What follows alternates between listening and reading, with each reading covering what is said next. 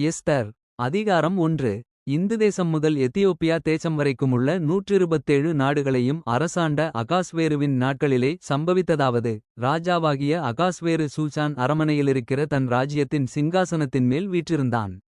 அவன் தன் ராஜ்யபாரத்தின் 3ஆம் வருஷத்திலே தன்னுடைய பிரபுக்களுக்கும் ஊழியக்காரருக்கும் விருந்து பண்ணினான். அப்பொழுது பெர்சியா மேதியா தேசங்களிலுள்ள மகத்தானவர்களும் நாடுகளின் அதிபதிகளும் பிரபுக்களும் அவன் சமூகத்தில் வந்திருந்தார்கள்.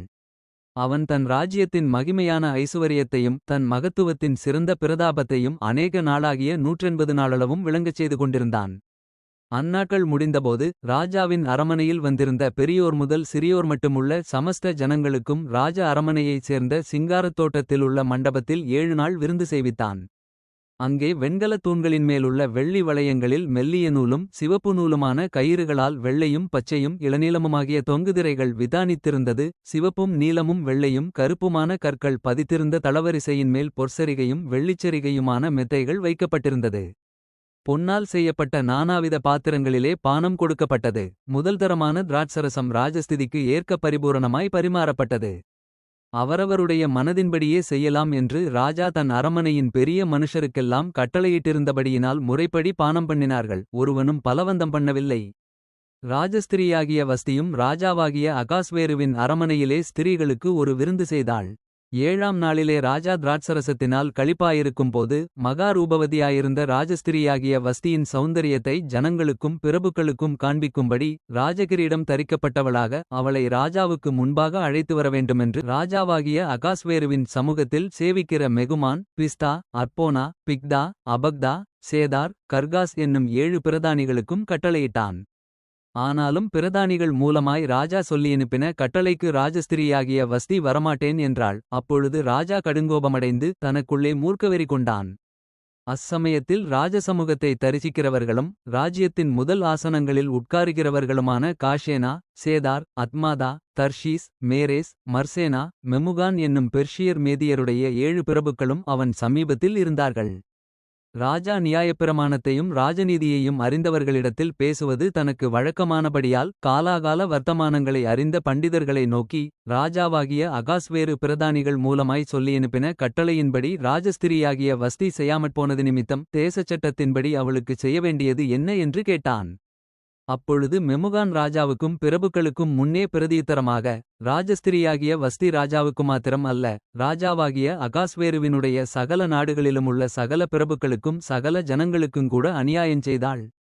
ராஜாவாகிய அகாஸ்வேரு ராஜஸ்திரியாகிய வஸ்தியை தமக்கு முன்பாக அழைத்துவரச் சொன்னபோது அவள் வரமாட்டோம் என்கிற செய்தி எல்லா ஸ்திரீகளுக்கும் பிரசித்தமானால் அவர்களும் தங்கள் புருஷரை தங்கள் பார்வையில் அற்பமாய் எண்ணுவார்கள். இன்றைய தினமே பெர்சியாவிலும் மேதியாவிலும் உள்ள பிரபுக்களின் ஸ்திரீகள் ராஜஸ்திரியின் செய்தியை கேட்கும்போது ராஜாவின் பிரபுக்களுக்கெல்லாம் அப்படியே சொல்லுவார்கள். மிகுந்த அசட்டையும் எரிச்சலும் விளையும். ராஜாவுக்குச் சம்மதியாயிருந்தால் வஸ்தி இனி ராஜாவாகிய அகாஸ்வேருவுக்கு முன்பாக வரக்கூடாது என்றும் அவளுடைய ராஜமேன்மையை அவளைப் பார்க்கிலும் உத்தமியாகிய மற்றொரு ஸ்திரீக்கு ராஜா கொடுப்பாராக என்றும் அவரால் ஒரு ராஜகட்டளை பிறந்து அது மீறப்படாதபடிக்கு பெர்சியாவுக்கும் மேதியாவுக்கும் உரிய தேசச் சட்டத்திலும் எழுதப்பட வேண்டும். இப்படி ராஜா தீர்த்த காரியம் தமது விஸ்தீரான ராஜ்யமெங்கும் கேட்கப்படும்போது பெரியோர் முதல் சிறியோர் மட்டுமுள்ள எல்லா ஸ்திரீகளும் தங்கள் புருஷரை கனம் பண்ணுவார்கள் என்றான். இந்த வார்த்தை ராஜாவுக்கும் பிரபுக்களுக்கும் நலமாய் தோன்றினதினால் ராஜா மெமுகானுடைய வார்த்தையின்படியே செய்து எந்த புருஷனும் தன் வீட்டுக்குத்தானே அதிகாரியாயிருக்க வேண்டும் என்றும் இதை அந்தந்த ஜனங்களுடைய பாஷையிலே பிரசித்தம் பண்ண வேண்டுமென்றும் அந்தந்த நாட்டில் வழங்குகிற அட்சரத்திலும் அந்தந்த ஜாதியார் பேசுகிற பாஷையிலும் ராஜாவின் சகல நாடுகளுக்கும் கட்டளை எழுதி அனுப்பினான். எஸ்தர் அதிகாரம் 2. இவைகளுக்கு பின்பு ராஜாவாகிய அகாஸ்வேருவின் உக்கிரம் தணிந்தபோது அவன் வஸ்தியையும் அவள் செய்ததையும் அவளை குறித்து தீர்மானிக்கப்பட்டதையும் நினைத்தான். அப்பொழுது ராஜாவைச் சேவிக்கிறவனுடைய ஊழியக்காரர் அவனை நோக்கி, ரூபவதிகளாயிருக்கிற கன்னிப்பெண்களை ராஜாவுக்காக தேட வேண்டும். அதற்காக ராஜா தம்முடைய ராஜ்யத்தின் நாடுகளிலெல்லாம் விசாரிப்புக்காரரை வைக்க வேண்டும். இவர்கள் ரூபவதிகளாயிருக்கிற சகல கன்னிப்பெண்களையும் கூட்டி சூசான் அரமனையிலிருக்கிற கன்னிமாடத்துக்கு அழைத்து வந்து ஸ்திரீகளை காவல் பண்ணுகிற ராஜாவின் பிரதானியாகிய ஏகாயின் வசத்திலே ஒப்புவிக்க வேண்டும். அவர்களுடைய சுத்திகரிப்புக்கு வேண்டியவைகள் அவர்களுக்கு கொடுக்கப்பட வேண்டும். அப்பொழுது ராஜாவின் கண்களுக்கு பிரியமான கன்னி வஸ்திக்குப் பதிலாக பட்டத்து ஸ்திரீயாக வேண்டுமென்றார்கள். இந்த வார்த்தை ராஜாவுக்கு நலமாய் தோன்றினபடியால் அப்படியே செய்தான். அப்பொழுது சூசான் அரமனையிலே பென்யமீனியனாகிய கீசின் குமாரன் சீமேயினுடைய மகனாகிய யாவீரின் குமாரன் மொர்தெகாய் என்னும் பேருள்ள ஒரு யூதன் இருந்தான்.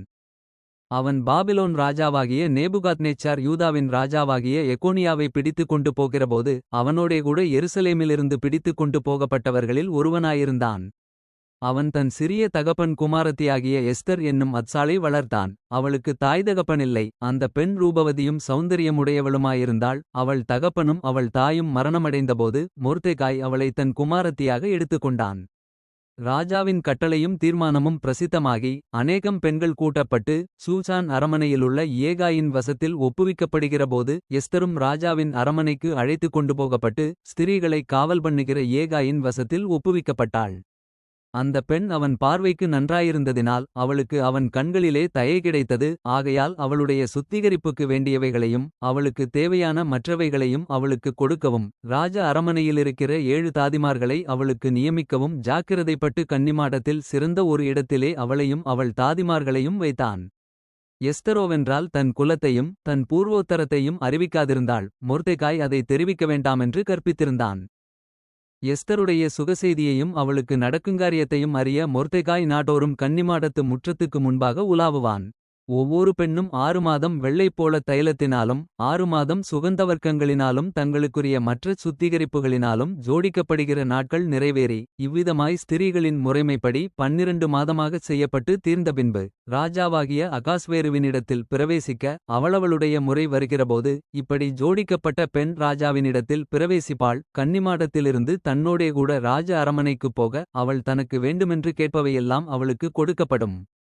சாயங்காலத்திலே அவள் உள்ளே பிரவேசித்து காலமே அபிமான ஸ்திரீகளை காவல் பண்ணுகிற ராஜாவின் பிரதானியாகிய சாஸ்காசுடைய விசாரிப்புக்குள்ளிருக்கிற ஸ்திரீகளின் 2ஆம் மாடத்துக்கு திரும்பி வருவாள். ராஜா தன்னை விரும்பி பெயர் சொல்லி அழைத்தாலொழிய அவள் ஒருபோதும் ராஜாவினிடத்தில் பிரவேசிக்கக்கூடாது.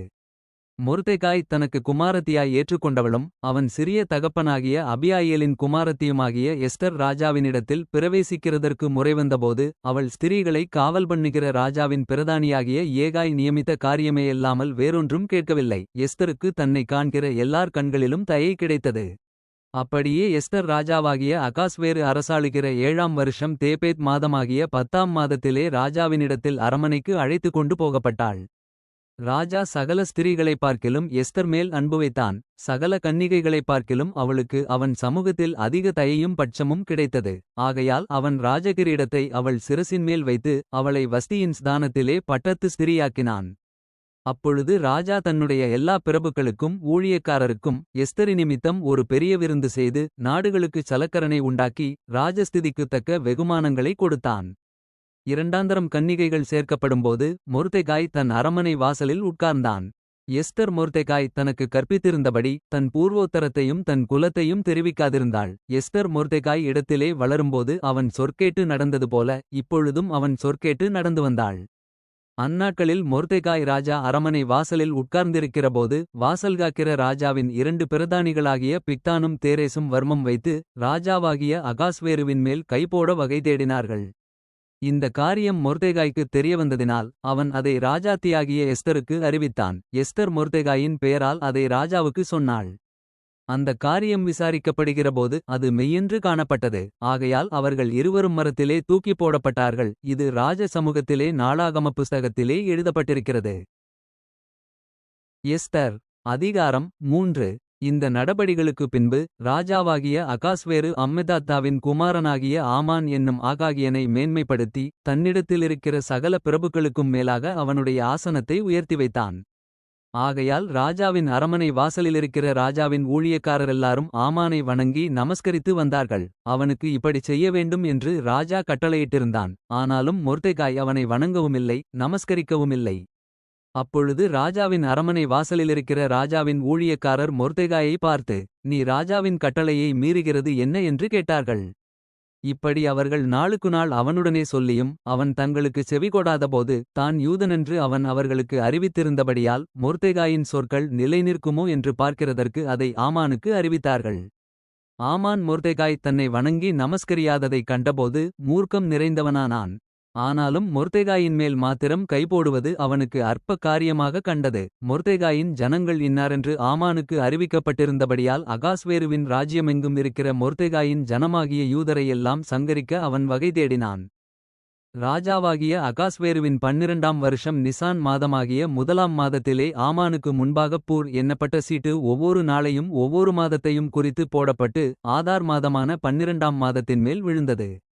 அப்பொழுது ஆமான் அகாஸ்வேரு ராஜாவை நோக்கி, உம்முடைய ராஜ்யத்தின் சகல நாடுகளிலுமுள்ள ஜனங்களுக்குள்ளே ஒருவித ஜனங்கள் சிதறுண்டு பரம்பியிருக்கிறார்கள். அவர்களுடைய வழக்கங்கள் சகல ஜனங்களுடைய வழக்கங்களுக்கும் விகர்ப்பமாயிருக்கிறது. அவர்கள் ராஜாவின் கட்டளைகளை கைக்கொள்ளுகிறதில்லை. ஆகையால் அவர்களை இப்படி விட்டிருக்கிறது ராஜாவுக்கு நியாயமல்ல. ராஜாவுக்குச் சம்மதியானால் அவர்களை அழிக்க வேண்டுமென்று எழுதி அனுப்ப வேண்டியது. அப்பொழுது நான் ராஜாவின் கஜானாவிலே கொண்டுவந்து செலுத்த 10,000 தாலந்து வெள்ளியை எண்ணிக் காரியக்காரர் கையில் கொடுப்பேன் என்றான். அப்பொழுது ராஜா தன் கையிலிருக்கிற தன் மோதிரத்தை கழற்றி அதை ஆகாகியனான அம்மெதாத்தாவின் குமாரனும் யூதரின் சத்துருவுமாகிய ஆமானிடத்தில் கொடுத்து, ஆமானை நோக்கி, அந்த வெள்ளியை நீ வைத்துக்கொள். அந்த ஜனத்துக்கு உன் இஷ்டப்படி செய்யலாம் என்றான். முதலாம் மாதம் 13ஆம் தேதியிலே ராஜாவின் சம்பிரதிகள் அழைக்கப்பட்டார்கள். ஆமான் கற்பித்தபடியெல்லாம் ராஜாவின் தேசாதிபதிகளுக்கும் ஒவ்வொரு நாட்டின் மேல் வைக்கப்பட்டிருந்த துறைகளுக்கும் ஒவ்வொரு ஜனத்தின் பிரபுக்களுக்கும் அந்தந்த நாட்டில் வழங்கும் அட்சரத்திலும் அந்தந்த ஜாதியார் பேசும் பாஷையிலும் எழுதப்பட்டது. ராஜாவாகிய அகாஸ்வேருவின் பேரால் அது எழுதப்பட்டு ராஜாவின் மோதிரத்தினால் முத்திரை போடப்பட்டது. ஆதார் மாதமான 12ஆம் மாதம் 13ஆம் தேதியாகிய ஒரே நாளிலே சிறியோர் பெரியோர் குழந்தைகள் ஸ்திரீகள் ஆகிய சகல யூதரையும் அழித்துக் கொன்று நிர்மூலமாக்கவும் அவர்களை கொள்ளையிடவும் அஞ்சற்காரர் கையிலே ராஜாவின் நாடுகளுக்கெல்லாம் கட்டளைகள் அனுப்பப்பட்டது. அந்த நாளுக்கு ஆயத்தப்பட்டிருக்க வேண்டும் என்று சகல ஜனங்களுக்கும் கூறி அறிவிக்கிறதற்காக கொடுக்கப்பட்ட கட்டளையின் நகல் இதுவே. இது ஒவ்வொரு நாட்டிலும் பிரசித்தம் பண்ணப்பட்டது. அந்த அஞ்சற்காரர் ராஜாவின் உத்தரவினால் தீவிரமாய் புறப்பட்டு போனார்கள். அந்த கட்டளை சூசான் அரமனையில் பிறந்தது. ராஜாவும் ஆமானும் குடிக்கும்படி உட்கார்ந்தார்கள். சூசான் நகரம் கலங்கிற்று. எஸ்தர் அதிகாரம் 4. நடந்த யாவட்டையும் மொர்தெகாய் அறிந்தபோது மொர்தெகாய் தன் வஸ்திரங்களை கிழித்து இரட்டுடுத்தி சாம்பல் போட்டுக்கொண்டு நகரத்தின் நடுவே புறப்பட்டுப் போய் துயரமுள்ள மகா சத்தத்துடனே அலறிக்கொண்டு ராஜாவின் அரமனை வாசல் முகப்பு மட்டும் வந்தான். இரட்டுடுத்தினவனாய் ராஜாவின் அரமனை வாசலுக்குள் பிரவேசிக்க ஒருவனுக்கும் உத்தரவில்லை. ராஜாவின் உத்தரவும் அவனுடைய கட்டளையும் போய்ச் சேர்ந்த ஒவ்வொரு நாட்டிலும் ஸ்தலத்திலுமுள்ள யூதருக்குள்ளே மகா துக்கமும் உபவாசமும் அழுகையும் புலம்பலும் உண்டாய் அநேகர் இரட்டுடுத்திச் சாம்பலில் கிடந்தார்கள். அப்பொழுது எஸ்தரின் தாதிமார்களும் அவளுடைய பிரதானிகளும் போய் அதை அவளுக்கு அறிவித்தார்கள். அதனாலே ராஜாத்தி மிகவும் துக்கப்பட்டு மொர்தெகாய் உடுத்திருந்த இரட்டை எடுத்துப் போட்டு அவனை உடுத்துவிக்கிறதற்கு வஸ்திரங்களை அனுப்பினாள். அவனோ அவைகளை ஏற்றுக்கொள்ளாதிருந்தான். அப்பொழுது எஸ்தர் தன் பணிவிடைக்கென்று ராஜாவினால் நியமித்திருந்த அவனுடைய பிரதானிகளில் ஒருவனாகிய ஆத்தாகை அழைப்பித்து, காரியம் என்ன? அதின் முகாந்தரம் என்ன? என்று அறியும்படி மொர்தெகாயினிடத்தில் விசாரிக்க அவனுக்கு கட்டளையிட்டாள். அப்படியே ஆத்தாகு ராஜாவின் அரமனை வாசலுக்கு முன்னான பட்டண வீதியிலிருக்கிற மொர்தெகாயிடத்தில் புறப்பட்டுப் போனான்.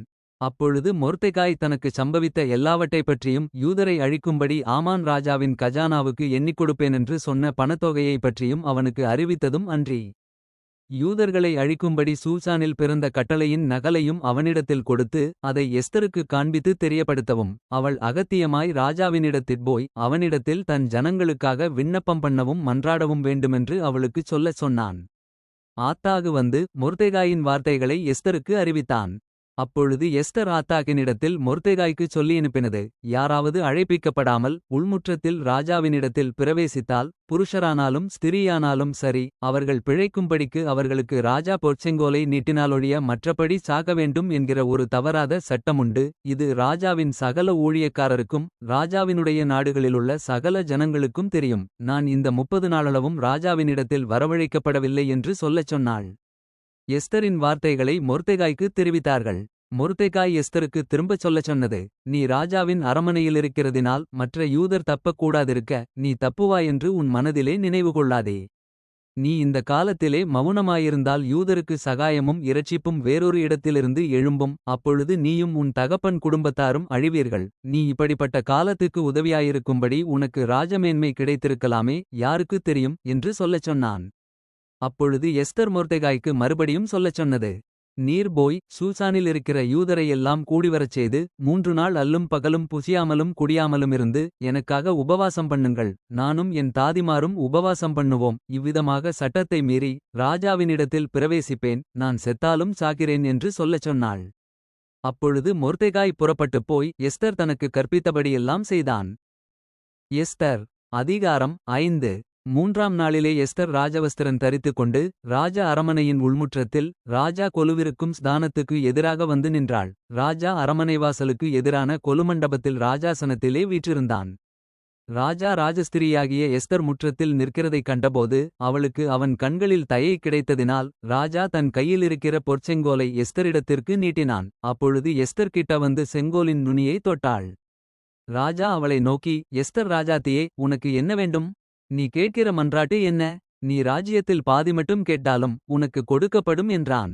அப்பொழுது எஸ்தர், ராஜாவுக்குச் சித்தமானால் நான் தமக்கு செய்வித்த விருந்துக்கு ராஜாவும் ஆமானும் இன்றைக்கு வரவேண்டும் என்றாள். அப்பொழுது ராஜா எஸ்தர் சொற்படி செய்ய ஆமானை தீவிரித்து வரும்படி சொல்லி எஸ்தர் செய்த விருந்துக்கு ராஜாவும் ஆமானும் வந்தார்கள். விருந்திலே திராட்சரசம் பரிமாறப்படுகையில் ராஜா எஸ்தரை பார்த்து, உன் வேண்டுதல் என்ன? அது உனக்கு கொடுக்கப்படும். நீ கேட்கிறது என்ன? நீ ராஜ்யத்தில் பாதி மட்டும் கேட்டாலும் கிடைக்கும் என்றான். அதற்கு எஸ்தர் பிரதியுத்தரமாக, ராஜாவின் கண்களில் எனக்கு கிருபை கிடைத்து என் வேண்டுதலை கட்டளையிடவும் என் விண்ணப்பத்தின்படி செய்யவும் ராஜாவுக்குச் சித்தமாயிருந்தால் ராஜாவும் ஆமானும் நான் இன்னும் தங்களுக்கு செய்யப்போகிற விருந்துக்கு வரவேண்டும் என்பதே என் வேண்டுதலும் என் விண்ணப்பமுமாயிருக்கிறது. நாளைக்கு ராஜாவின் சொற்படி செய்வேன் என்றாள். அன்றைய தினம் ஆமான் சந்தோஷமும் மனமகிழ்ச்சியுமாய் புறப்பட்டான். ஆனாலும் ராஜாவின் அரமனை வாசலிலிருக்கிற மொர்தெகாய் தனக்கு முன் எழுந்திராமலும் அசையாமலும் இருக்கிறதை ஆமான் கண்டபோது அவன் மொர்தெகாயின் மேல் உக்கிரம் நிறைந்தவனானான். ஆகிலும் ஆமான் அதை அடக்கிக் கொண்டு தன் வீட்டுக்கு வந்து தன் சிநேகிதரையும் தன் மனைவியாகிய சிரேஷையும் அழைத்து தன் ஐசுவரியத்தின் மகிமையையும் தன் பிள்ளைகளின் திரட்சியையும் ராஜா தன்னை பெரியவனாக்கி தன்னை பிரபுக்கள் மேலும் ராஜாவின் ஊழியக்காரர் மேலும் உயர்த்தின எல்லாவற்றையும் ஆமான் அவர்களுக்கு விவரித்துச் சொன்னான். பின்னையும் ஆமான், ராஜஸ்திரியாகிய எஸ்தரும் தான் செய்த விருந்துக்கு ராஜாவுடனே கூட என்னைத் தவிர வேறொருவரையும் அழைக்கவில்லை. நாளைக்கும் ராஜாவுடனே கூட நான் விருந்துக்கு வரவழைக்கப்பட்டிருக்கிறேன். ஆனாலும் அந்த யூதனாகிய மொர்தெகாய் ராஜாவின் அரமனை வாசலில் உட்கார்ந்திருக்கிறதை நான் காணுமளவும் அவையெல்லாம் எனக்கு ஒன்றுமில்லை என்றான். அப்பொழுது அவன் மனைவியாகிய சிரேஷும் அவனுடைய சிநேகிதர் எல்லாரும் அவனை பார்த்து, 50 முழ உயரமான ஒரு தூக்குமரம் செய்யப்பட வேண்டும். அதிலே மொர்தெகாயை தூக்கிப் போடும்படி நாளைய தினம் நீர் ராஜாவுக்கு சொல்ல வேண்டும். பின்பு சந்தோஷமாய் ராஜாவுடனே கூட விருந்துக்குப் போகலாம் என்றார்கள். இந்த காரியம் ஆமானுக்கு நன்றாய்க் கண்டதினால் தூக்குமரத்தைச் செய்வித்தான். எஸ்தர் அதிகாரம் 6. அந்த ராத்திரியிலே ராஜாவுக்கு நித்திரை வராதபடியினால் காலவர்த்தமானங்கள் எழுதியிருக்கிற நடபடி புஸ்தகத்தை கொண்டுவரச் சொன்னான். அது ராஜசமுகத்தில் வாசிக்கப்பட்டது. அப்பொழுது வாசற்காவலாளரில் ராஜாவின் 2 பிரதானிகளாகிய பிக்தானாவும் தேரேசும் ராஜாவாகிய அகாஸ்வேருவின் மேல் கைபோட பார்த்த செய்தியை மொர்தெகாய் அறிவித்தான் என்று எழுதியிருக்கிறது வாசிக்கப்பட்டது. அப்பொழுது ராஜா, இதற்காக மொர்தெகாய்க்கு கனமும் மேன்மையும் செய்யப்பட்டதா என்று கேட்டான். அதற்கு ராஜாவைச் சேவிக்கிற ஊழியக்காரர் அவனுக்கு ஒன்றும் செய்யப்படவில்லை என்று சொன்னார்கள். ஆமான் தான் செய்த தூக்குமரத்திலே மொர்தெகாயை தூக்கிப் போட வேண்டுமென்று ராஜாவிடத்தில் பேசும்படி ராஜ அரமனையின் வெளிமுற்றத்திலே வந்திருந்தான். அப்பொழுது ராஜா, முற்றத்திலிருக்கிறது யார் என்று கேட்டான். ராஜாவின் ஊழியக்காரர் அவனை நோக்கி, இதோ ஆமான் முற்றத்திலே நிற்கிறான் என்றார்கள். ராஜா, அவன் உள்ளே வரட்டும் என்றான். ஆமான் உள்ளே வந்தபோது ராஜா அவனை நோக்கி, ராஜா கனம்பண்ண விரும்புகிற மனுஷனுக்கு என்ன செய்யப்பட வேண்டும் என்று கேட்டான். அதற்கு ஆமான், என்னையன்றி யாரை ராஜா கனம்பண்ண விரும்புவார் என்று தன்மனதிலே நினைத்து ராஜாவை நோக்கி, ராஜா கனம்பண்ண விரும்புகிற மனுஷனுக்கு செய்யவேண்டியது என்னவென்றால், ராஜா உடுத்திக் கொள்ளுகிற வஸ்திரமும் ராஜா ஏறுகிற குதிரையும் அவர் சிரசிலே தரிக்கப்படும் ராஜமுடியும் கொண்டுவரப்பட வேண்டும். அந்த வஸ்திரமும் குதிரையும் ராஜாவுடைய பிரதான பிரபுக்களில் ஒருவனுடைய கையிலே கொடுக்கப்பட வேண்டும். ராஜா கனம்பண்ண விரும்புகிற மனுஷனை அலங்கரித்த பின்பு அவனை குதிரையின் மேல் ஏற்றி நகரவீதியில் உலாவும்படி செய்து, ராஜா கனம்பண்ண விரும்புகிற மனுஷனுக்கு இப்படியே செய்யப்படும் என்று அவனுக்கு முன்பாக கூறப்பட வேண்டும் என்றான். அப்பொழுது ராஜா ஆமானை நோக்கி, சீக்கிரமாய் நீ சொன்னபடி வஸ்திரத்தையும் குதிரையையும் கொண்டுபோய் ராஜ அரமனையின் வாசலில் உட்கார்ந்திருக்கிற யூதனாகிய மொர்தெகாய்க்கு அந்த பிரகாரம் செய். நீ சொன்ன எல்லாவற்றிலும் ஒன்றும் தவறாதபடி பார் என்றான். அப்படியே ஆமான் வஸ்திரத்தையும் குதிரையையும் கொண்டுபோய் மொர்தெகாயை அலங்கரித்து அவனை குதிரையின் மேல் ஏற்றி நகரவீதியில் உலாவும் படி செய்து, ராஜா கனம்பண்ண விரும்புகிற மனுஷனுக்கு இப்படியே செய்யப்படும் என்று அவனுக்கு முன்பாக கூறினான். பின்பு மொர்தெகாய் ராஜாவின் அரமனைவாசலுக்கு திரும்பி வந்தான். ஆமானோவென்றால் சஞ்சலப்பட்டு முக்காடிட்டுக் கொண்டு தன் வீட்டுக்கு தீவிரித்து போனான். ஆமான் தனக்கு நேரிட்ட எல்லாவற்றையும் தன் மனைவியாகிய சிரேஷுக்கும் தன் சிநேகிதர் எல்லாருக்கும் அறிவித்தபோது அவனுடைய ஆலோசனைக்காரரும் அவன் மனைவியாகிய சிரேஷும் அவனை பார்த்து, மொர்தெகாய்க்கு முன்பாக நீர் தாழ்ந்து போகத் தொடங்கினீர். அவன் யூதகுலமானால் நீர் அவனை மேற்கொள்ளாமல் அவனுக்கு முன்பாக தாழ்ந்து போவது நிச்சயம் என்றார்கள். அவர்கள் இப்படி பேசிக் கொண்டிருக்கும்போதே ராஜாவின் பிரதானிகள் வந்து எஸ்தர் செய்த விருந்துக்கு வர ஆமானை துரிதப்படுத்தினார்கள். எஸ்தர் அதிகாரம் 7. ராஜாத்தியாகிய எஸ்தருடனே விருந்துண்ண ராஜாவும் ஆமானும் வந்தபோது 2ஆம் நாள் விருந்தில் திராட்சரசம் பரிமாறப்படும்போது ராஜா எஸ்தரை நோக்கி, எஸ்தர் ராஜாத்தியே, உன் வேண்டுதல் என்ன? அது உனக்கு கொடுக்கப்படும். நீ கேட்கிற மன்றாட்டு என்ன? நீ ராஜ்யத்தில் பாதி மட்டும் கேட்டாலும் கிடைக்கும் என்றான். அப்பொழுது ராஜாத்தியாகிய எஸ்தர் பிரதியுத்தரமாக, ராஜாவே, உம்முடைய கண்களில் எனக்கு கிருபை கிடைத்து ராஜாவுக்குச் சித்தமாயிருந்தால் என் வேண்டுதலுக்கு என் ஜீவனும் என் மன்றாட்டுக்கு என் ஜனங்களும் எனக்கு கட்டளையிடப்படுவதாக. எங்களை அழித்துக் கொன்று நிர்மூலமாக்கும்படி நானும் என் ஜனங்களும் விற்கப்பட்டோம். அடிமைகளாகவும் வெள்ளாட்டிகளாகவும் விற்கப்பட்டு போனாலும் நான் மவுனமாயிருப்பேன். இப்பொழுதோ ராஜாவுக்கு உண்டாகும் நஷ்டத்துக்கு அந்த சத்துரு உத்தரவாதம் பண்ண முடியாது என்றாள். அப்பொழுது ராஜாவாகிய அகாஸ்வேரு மறுமொழியாக ராஜாத்தியாகிய எஸ்தரை நோக்கி, இப்படிச் செய்யத்துநிறங்கொண்டவன் யார்? அவன் எங்கே என்றான்.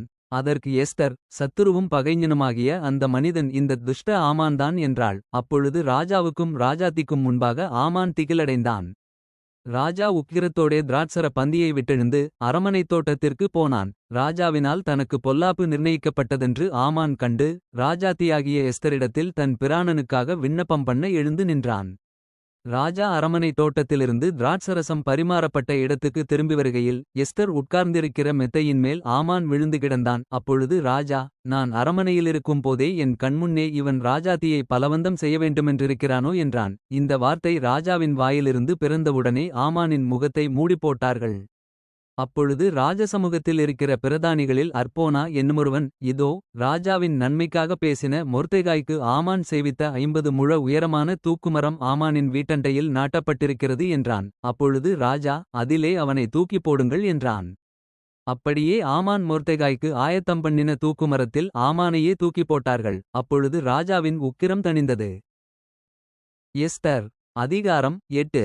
அன்றைய தினம் அகாஸ்வேரு ராஜா யூதரின் சத்துருவாயிருந்த ஆமானின் வீட்டை ராஜாத்தியாகிய எஸ்தருக்குக் கொடுத்தான். மொர்தெகாய் ராஜசமுகத்தில் வந்தான். அவன் தனக்கு இன்ன உறவு என்று எஸ்தர் அறிவித்திருந்தாள். ராஜா ஆமானின் கையிலிருந்து வாங்கிப் போட்ட தம்முடைய மோதிரத்தை எடுத்து அதை மொர்தெகாய்க்குக் கொடுத்தான். எஸ்தர் மொர்தெகாயை ஆமானின் அரமனைக்கு அதிகாரியாக வைத்தாள்.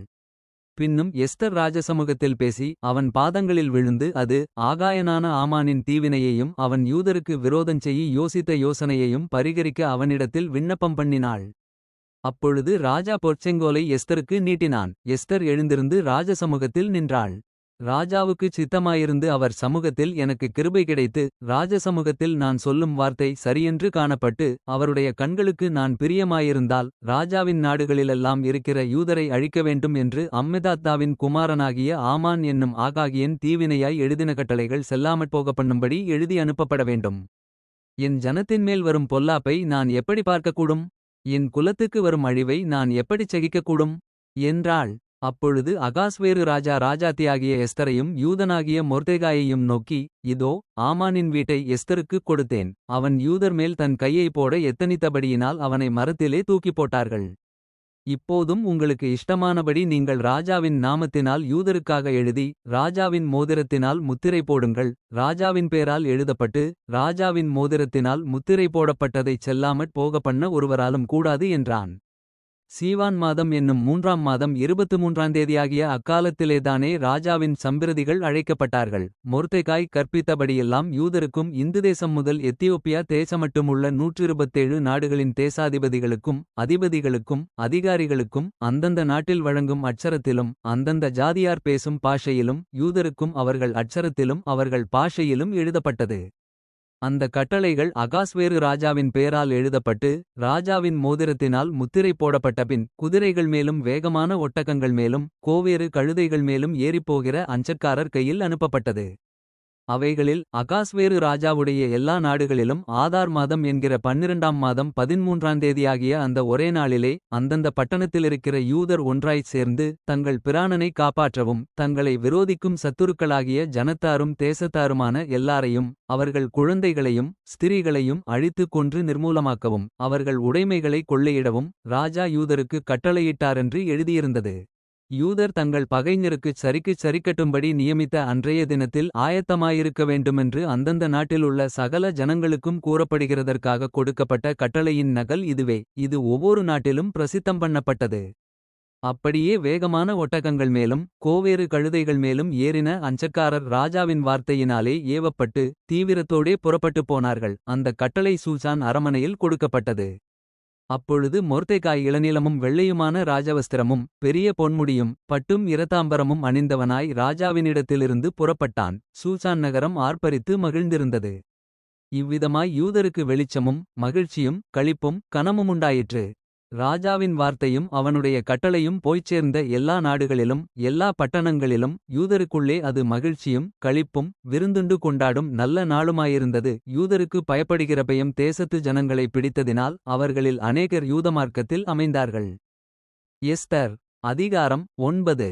ராஜாவின் வார்த்தையின்படியும் அவனுடைய கட்டளையின்படியும் செய்யப்படுகிறதற்கு ஆதார் மாதம் என்கிற 12ஆம் மாதம் 13ஆம் தேதியிலே யூதரின் பகைஞர் அவர்களை மேற்கொள்ளலாம் என்று நம்பினார்களே. அந்த நாளிலேதானே யூதரானவர்கள் தங்கள் பகைஞரை மேற்கொள்ளும்படிக்கு காரியம் மாறுதலாய் முடிந்தது. யூதர் அகாஸ்வேரு ராஜாவின் சகல நாடுகளிலுமுள்ள பட்டணங்களிலே தங்களுக்கு பொல்லாப்பு வரப்பண்ண பார்த்தவர்கள் மேல் கைபோடக் கூடிக்கொண்டார்கள். ஒருவரும் அவர்களுக்கு முன்பாக நிற்கக் கூடாதிருந்தது. அவர்களைப் பற்றி சகல ஜனங்களுக்கும் பயமுண்டாயிற்று.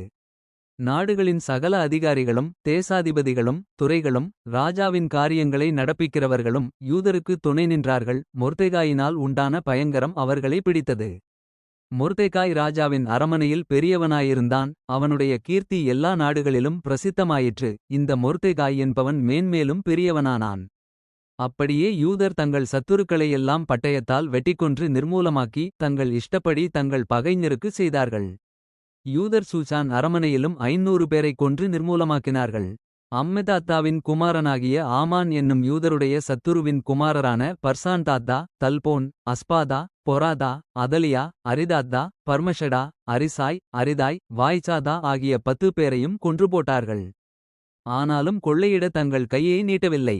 அன்றைய தினம் சூசான் அரமனையில் கொன்று போடப்பட்டவர்களின் தொகை ராஜசமுகத்தில் கொண்டுவரப்பட்டது. அப்பொழுது ராஜா ராஜாத்தியாகிய எஸ்தரை நோக்கி யூதர் சூசான் அரமனையில் 500 பேரையும் ஆமானின் 10 குமாரரையும் கொன்று நிர்மூலமாக்கினார்கள். ராஜாவின் மற்ற நாடுகளிலும் என்ன செய்திருப்பார்களோ? இப்போதும் உன் வேண்டுதல் என்ன? அது உனக்கு கட்டளையிடப்படும். உன் மன்றாட்டு என்ன? அதின்படி செய்யப்படும் என்றான். அப்பொழுது எஸ்தர் ராஜாவுக்குச் சித்தமாயிருந்தால் இன்றைய தினத்து கட்டளையின்படியே சூசானிலிருக்கிற யூதர் நாளைய தினமும் செய்யவும் ஆமானின் 10 குமாரரின் உடலையும் தூக்குமரத்தில் தூக்கிப் போடவும் உத்தரவாக வேண்டும் என்றாள். அப்படியே செய்யும்படிக்கு ராஜா உத்தரவு கொடுத்தான். அதற்குச் சூசானிலே கட்டளை பிறந்தது. ஆமானின் 10 குமாரருடைய உடலையும் தூக்கிப் போட்டார்கள். சூசானிலிருக்கிற யூதர் ஆதார் மாதத்தின் 14ஆம் தேதியிலும் கூடிச் சேர்ந்து சூசானில் 300 பேரைக் கொன்று போட்டார்கள். ஆனாலும் கொள்ளையிடத் தங்கள் கையை நீட்டவில்லை. ராஜாவின் நாடுகளிலுள்ள மற்ற யூதர்கள் தங்கள் பிராணனை தற்காக்கவும் தங்கள் பகைஞருக்கு விலகி இளைப்பாறுதல் அடையவும் ஒருமிக்கச் சேர்ந்து தங்கள் விரோதிகளில் 75,000 பேரைக் கொன்று போட்டார்கள். ஆனாலும் கொள்ளையிட தங்கள் கையை நீட்டவில்லை. ஆதார் மாதத்தின் 13ஆம் தேதியிலே இப்படி செய்து 14ஆம் தேதியிலே இளைப்பாரி அதை விருந்துண்டு சந்தோஷப்படுகிற பண்டிகை நாளாக்கினார்கள். சூசானிலுள்ள யூதரோவென்றால் அந்த மாதத்தின் 13ஆம் தேதியிலும் 14ஆம் தேதியிலும் ஏகாமாய்க் கூடி 15ஆம் தேதியில் இளைப்பாரி அதை விருந்துண்டு சந்தோஷப்படுகிற பண்டிகை நாளாக்கினார்கள். ஆதலால் அலங்கமில்லாத ஊர்களில் குடியிருக்கிற நாட்டுப்புறத்தாரான யூதர்கள் ஆதார் மாதத்தின் 14ஆம் தேதியைச் சந்தோஷமும் விருந்துண்கிற பூரிப்புமான நாளும் ஒருவருக்கொருவர் வரிசைகளை அனுப்புகிற நாளுமாக்கினார்கள். மொர்தெகாய் இந்த வர்த்தமானங்களை எழுதி சமீபத்திலும் தூரத்திலுமிருக்கிற அகாஸ்வேரு ராஜாவின் சகல நாடுகளிலுமுள்ள எல்லா யூதருக்கும் நிருபங்களை அனுப்பி வருஷந்தோறும் ஆதார் மாதத்தின் 14ஆம் 15ஆம் தேதிகளை யூதர் தங்கள் பகைஞருக்கு நீங்கலாகி இளைப்பாறுதல் அடைந்த நாட்களாகவும் அவர்கள் சஞ்சலம் சந்தோஷமாகவும் அவர்கள் துக்கம் மகிழ்ச்சியாகவும் மாறின மாதமாகவும் ஆசரித்து அந்நாட்களில் விருந்துண்டு சந்தோஷங்கொண்டாடவும் ஒருவருக்கொருவர் வரிசைகளை அனுப்பவும் எளியவர்களுக்கு தானதர்மஞ் செய்யவும் வேண்டுமென்று திட்டம் பண்ணினான். அப்பொழுது யூதர் தாங்கள் செய்யத் தொடங்கினபடியும் மொர்தெகாய் தங்களுக்கு எழுதினபடியும் செய்யச் சம்மதித்தார்கள். அம்மெதாத்தாவின் குமாரனாகிய ஆமான் என்னும் ஆகாகியன் யூதருக்கெல்லாம் சத்துருவாயிருந்து யூதரைச் சங்கரிக்க நினைத்து அவர்களை அழிக்கவும் நிர்மூலமாக்கவும் பூர் என்னப்பட்ட சீட்டை போடுவித்தான். ஆனாலும் எஸ்தர் ராஜசமுகத்தில் போய் யூதருக்கு விரோதமாய் அவன் நினைத்த அவனுடைய பொல்லாத யோசனை அவனுடைய தலையின் மேல் திரும்பும்படி கட்டளை பிறப்பித்ததினாலே அவனையும் அவன் குமாரரையும் மரத்திலே தூக்கிப் போட்டார்கள். ஆகையினால் அந்த நாட்கள் பூர் என்னும் பேரினால் பூரீம் எண்ணப்பட்டது. அவன் அந்த நிருபத்தில் எழுதியிருந்த எல்லா வார்த்தைகளினிமித்தமும் தாங்களே இந்த விஷயத்தில் அனுபவித்தவைகளினிமித்தமும் தங்களுக்கு நேரிட்டவைகளினிமித்தமும் யூதர் அதை திட்டப்படுத்தி அந்த 2 நாட்களைக் குறித்து எழுதியிருக்கிறபடியே அவைகளை வருஷந்தோறும் அவைகளின் சரியான காலத்திலே ஆசரியாமலிருப்பதில்லை என்பதையும் இந்த நாட்கள் எல்லா தலைமுறைகளிலும் வம்சங்களிலும் தேசங்களிலும் ஊர்களிலும் நினைவுகூரப்பட்டு ஆசரிக்கப்பட வேண்டும் என்பதையும் இந்த பூரீம் என்னும் பண்டிகை நாட்கள் யூதருக்குள்ளே தவறிப்போகாமலும் அவைகளை நினைவுறுதல் தங்கள் சந்ததியாருக்குள்ளே ஒழிந்து போகாமலும் இருக்க வேண்டும் என்பதையும் தங்கள் மேலும் தங்கள் சந்ததியார் மேலும் தங்கள் மார்க்கத்தில் அமையப்போகிற மற்ற யாவர் மேலும் கடனாக நியமித்துக் கொண்டார்கள். பூரீமை குறித்து எழுதியிருக்கிற இந்த 2ஆம் நிருபத்தை திடப்படுத்தும்படிக்கு அபியாயேலின் குமாரத்தியாகிய எஸ்தர் என்னும் ராஜாத்தியும் யூதனாகிய மொர்தெகாயும் பின்னும் மகா உறுதியாய் எழுதினார்கள். யூதனாகிய மொர்தெகாயும் ராஜாத்தியாகிய எஸ்தரும் யூதருக்கு உறுதிப்பாடு பண்ணினதும் அவர்கள்தானே உபவாசத்தோடும் அலறுதலோடும் ஆசரிப்போம் என்று தங்கள் மேலும் தங்கள் சந்ததியார் மேலும் கடனாக நியமித்துக் கொண்டதுமான பூரீம் எண்ணப்பட்ட இந்த நாட்கள் அவைகளின் சரியான காலங்களில் ஆசரிக்கப்படும் காரியத்தை உறுதியாக்க அவன் அகாஸ்வேருவின் ராஜ்யத்திலுள்ள 127 நாடுகளிலுமிருக்கிற எல்லா யூதருக்கும் சமாதானமும் உண்மையுமான வார்த்தைகளையுடைய நிருபங்களை அனுப்பினான். இப்படியே எஸ்தரின் கட்டளையானது பூரீம் நாட்களைப் பற்றின இந்த வர்த்தமானங்களை திடப்படுத்தினது. அது ஒரு புஸ்தகத்தில் எழுதப்பட்டது. எஸ்தர் அதிகாரம் 10. ராஜாவாகிய அகாஸ்வேரு தேசத்தின் மேலும் சமுத்திரத்திலுள்ள தீவுகளின் மேலும் பகுதி ஏற்படுத்தினான். வல்லமையும் பராக்கிரமமுமான அவனுடைய எல்லாச் செய்கைகளும் ராஜா பெரியவனாக்கின மொர்தெகாயினுடைய மேன்மையின் விற்த்தாந்தமும் மேதியா பெர்சியா ராஜாக்களின் நடபடி புஸ்தகத்தில் அல்லவோ எழுதியிருக்கிறது. யூதனாகிய மொர்தெகாய் ராஜாவாகிய அகாஸ்வேருவுக்கு இரண்டாவதானவனும் யூதருக்குள் பெரியவனும் தன் திரளான சகோதரருக்கு பிரியமானவனுமாயிருந்ததும் அன்றி தன் ஜனங்களுடைய நன்மையை நாடி தன் குலத்தாருக்கெல்லாம் சமாதானமுண்டாக பேசுகிறவனுமாயிருந்தான்.